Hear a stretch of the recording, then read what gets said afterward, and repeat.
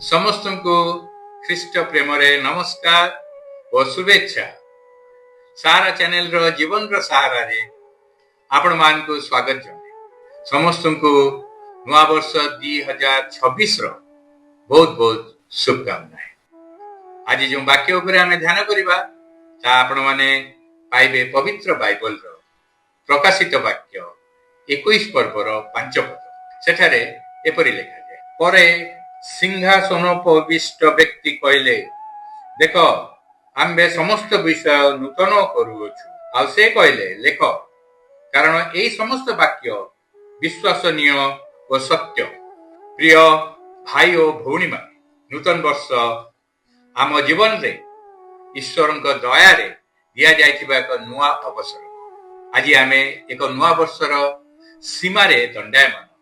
नूतन वर्ष केवल तारीख परिवर्तन नुहे, बरं यह ईश्वर आमको देइथिबा नुआ अवसर, नुआ आरंभ, नुआ आशा और नुआ प्रतिज्ञार समय। राति केते अंधार हेले मध्य सकाळ निश्चय आसे।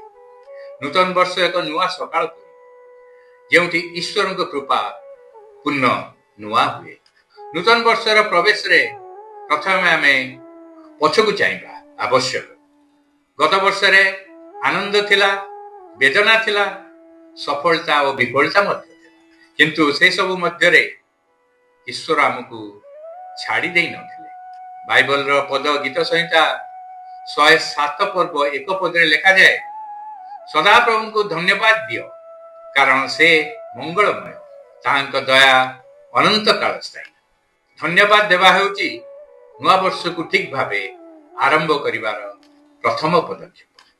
द्वितीय रे नुआ को धरिया पई पुरुणा को छाड़िबा आवश्यक। पुरुणा अपराध बोध, क्षोभ, असफलता ये सब हमको बांधी रखे। सेथिपई बाइबल पद फिलिपियो 3 पर्व 13 और 14 पद रे लेखा जाए, हे भाई माने, मु ए पर्यंत ता धरि अछि बोली मने करू नै, किंतु गोटिए विषय मु कहू अछि, पश्चात विषय सबू मनरु दूर करी सम्मुखरे थिबा विषय गुड़िक प्रति दृष्टि रखी ख्रीष्ट जीशुंक ठारे ईश्वर स्वर्गीय आह्वान पण पाइबा निमंते प्राणपण करी लक्ष्य स्थल को दौड़ू अछि।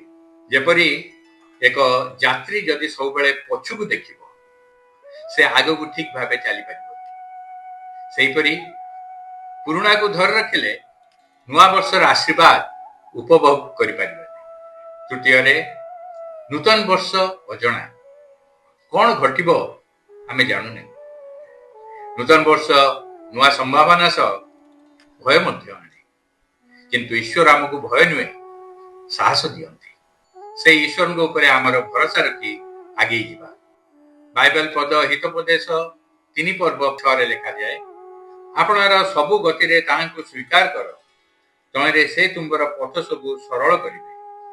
तुम्बे अपना दृष्टि रे ज्ञानवान हो नहीं, सदा प्रभु को भय करो और मंदतारु विमुख हो।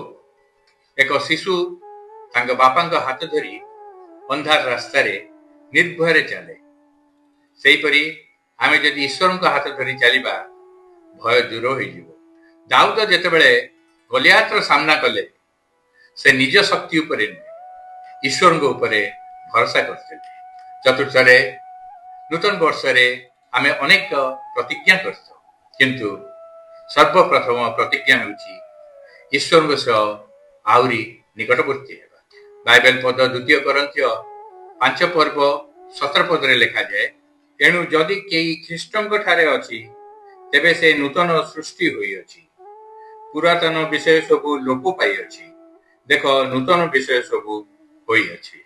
सेतिपई नूतन वर्ष नियमित प्रार्थना करिबा, बाइबल पाठ करिबा एवं प्रेम, क्षमा और सेवा रे वृद्धि करिबा। प्रिय भाई और भौणी माने, यीशु आम जीवन रे नुआ चिंता, नुआ शक्ति और नुआ दिग देबा को चाहते। ए नूतन वर्ष को आमे आत्मविश्वास नुहे, बरं ईश्वर को ऊपर भरोसा सह आरंभ करिबा। जे समस्त किछि नुआ करंती, सेही प्रभु आपन जीवन को मध्य नुआ करिवे। नूतन वर्ष केवल आउ गोटे କ୍ୟାଲେଣ୍ଡରର ପୃଷ୍ଠା ନୁହେଁ, ଏହା ହେଉଛି ଈଶ୍ୱରଙ୍କ ଡାକ। ଉଠ, ଆଗକୁ ବଢ। ଯେଉଁ ଦ୍ୱାର ଗତକାଲି ବନ୍ଦ ଥିଲା ସେ ଆଜି ଈଶ୍ୱରଙ୍କ ଦ୍ୱାରା ଖୋଲା ହୋଇପାରେ। ନୂତନ ବର୍ଷ ଆମକୁ ସମୟର ମୂଲ୍ୟ ଶିଖାଏ। ଗତ ସମୟ ଫେରି ଆସେ ନାହିଁ, କିନ୍ତୁ ଆସନ୍ତା ସମୟକୁ ଆମେ ଈଶ୍ୱରଙ୍କ ହାତରେ ଦେଇପାରିବା। ଏକ କୃଷକ ପୁରୁଣା ଫସଲ କାଟି ସାରି ନୂଆ ବୀଜ ବପନ କରେ। ସେ ବୀଜ ଉପରେ ଭରସା ରଖି ଅପେକ୍ଷା କରେ। ନୂତନ ବର୍ଷରେ ଆମେ ଯଦି ଈଶ୍ୱରଙ୍କ ବାକ୍ୟକୁ ହୃଦୟରେ ବପନ କରିବା, ତେବେ ସମୟରେ ଆଶୀର୍ବାଦର ଫସଲ ଦେଖିବୁ। ନୂତନ ବର୍ଷର ରାସ୍ତା ସବୁବେଳେ ସହଜ ନ ହୋଇପାରେ, କିନ୍ତୁ ଈଶ୍ୱରଙ୍କ ବାକ୍ୟ ଆମ ପଥର ଆଲୋକ ହେବ।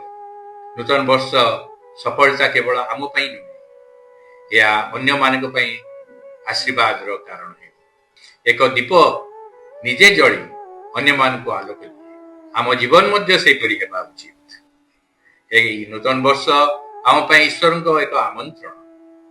ସମୟକୁ ସୁଯୋଗରେ ବ୍ୟବହାର କରିବା, ଆଲୋକରେ ଚାଲିବା, ଭୟକୁ ଛାଡ଼ି ସାହସରେ ଆଗକୁ ବଢ଼ିବା। ଆସନ୍ତୁ ଏହି ନୂତନ ବର୍ଷରେ ପ୍ରଭୁଙ୍କ ନିକଟରେ ପ୍ରାର୍ଥନା କରିବା। ହେ ପ୍ରଭୁ, ଏହି ନୂତନ ବର୍ଷକୁ ଆପଣଙ୍କ ହାତରେ ସମର୍ପଣ କରୁଛୁ। ଆମ ପଦକ୍ଷେପକୁ ଆପଣ ନେତୃତ୍ୱ କରନ୍ତୁ।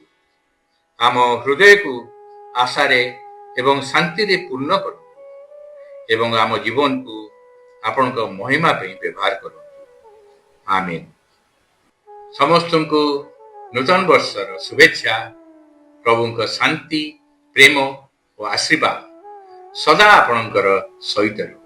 Wish you all a happy new year 2026 with new dreams, new hopes and new beginnings. धन्यवाद।